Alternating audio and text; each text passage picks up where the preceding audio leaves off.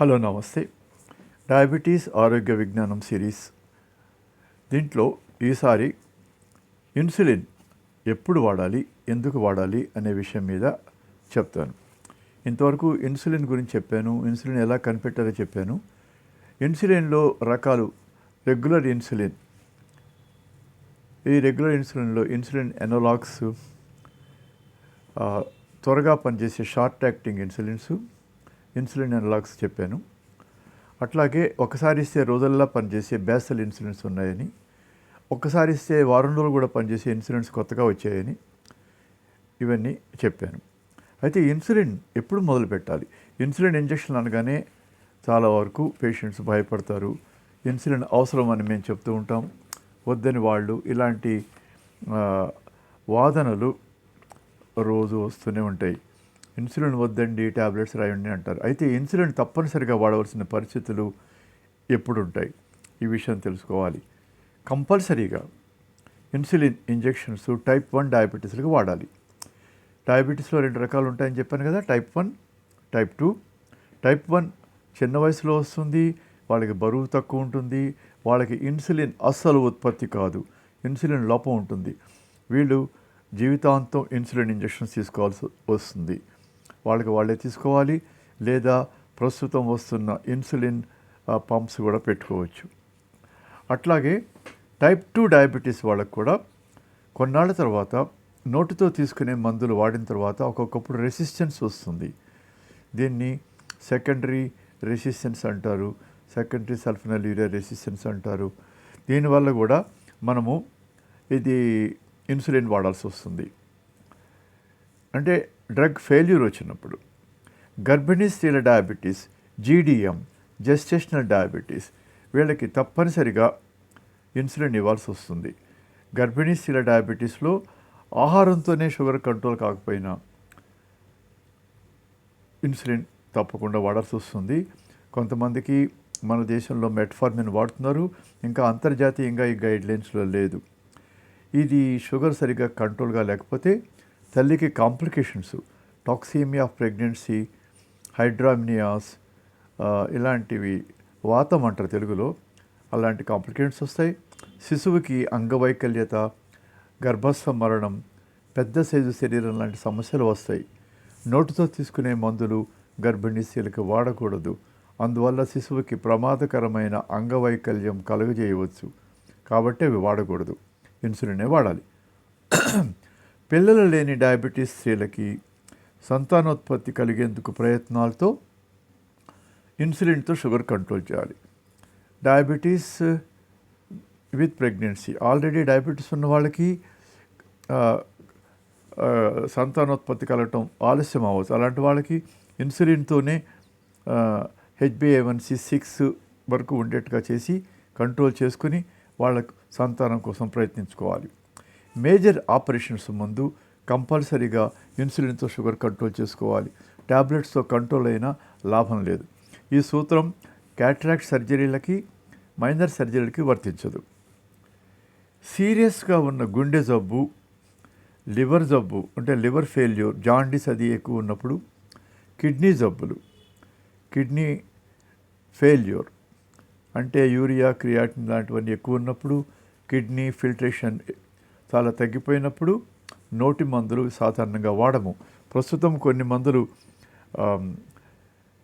లీనాగ్లిప్టిన్, dapagliflozin లాంటివి వాడచ్చు అని అంటున్నారు. కానీ సాధారణంగా కిడ్నీ జబ్బు తీవ్రంగా ఉన్నప్పుడు ఇన్సులినే వాడుకోవడం మంచిది. ఇన్సులిన్ యొక్క అవసరం కూడా తగ్గుతుంది వీళ్ళకి.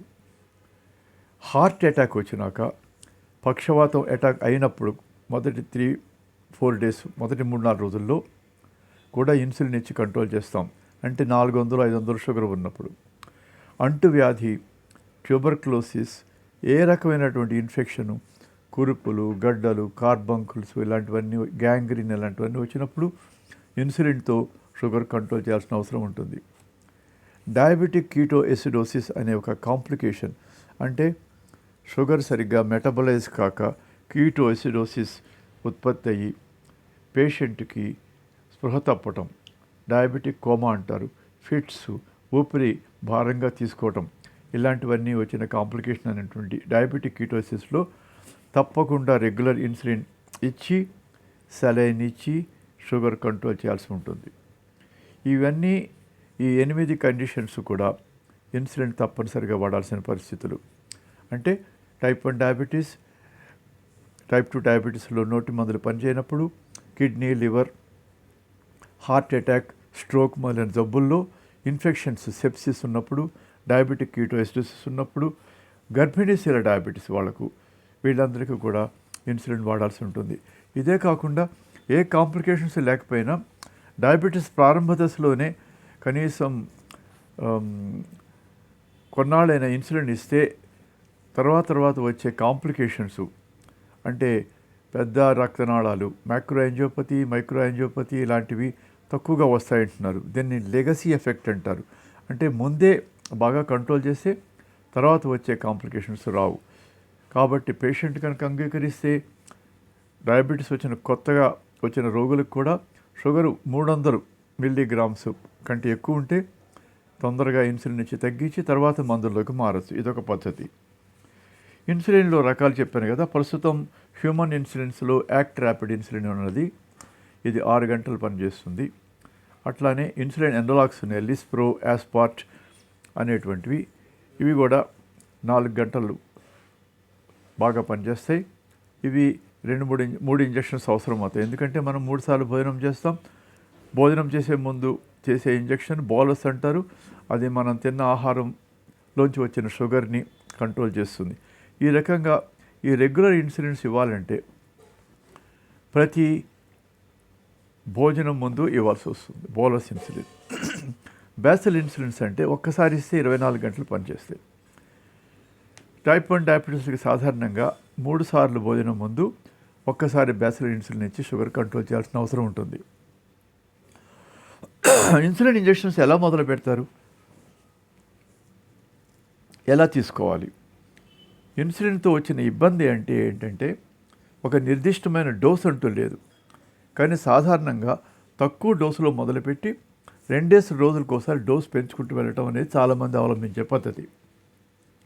ఎమర్జెన్సీలలో, సర్జరీ ముందు, బాగా సెప్సిస్, షాక్ వంటి వ్యాధులు ఉన్నప్పుడు రెగ్యులర్ ఇన్సులినే వాడాలి.